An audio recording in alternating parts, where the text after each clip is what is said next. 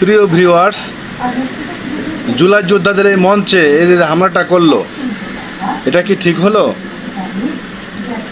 কমেন্টসে বলে দেন তো সবাই।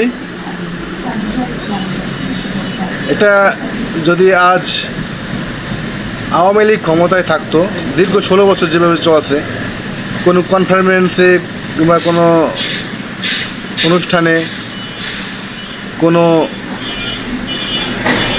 মঞ্চে কখনো কোনো বিএনপির কোনো নেতা সাহস করছে যে কোনো ককটেল মারা অথবা কোনো বোমা মারা? বলেন। এখন পারতেছে এই জুলাই যোদ্ধাদের সাথে, তাই না? এটা কি ঠিক? তোদের এত হ্যাডাম, এত কিছু তোরা তখন করলি না কেন? তখন তো কত ধরনের কনফারেন্স হইলো, তাই না? কত ধরনের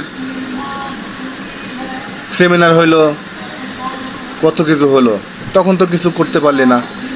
তখন তো দৌড়ের উপর থাকলি, তাই না? এখন এত হ্যাডাম কিভাবে আসলো বলো?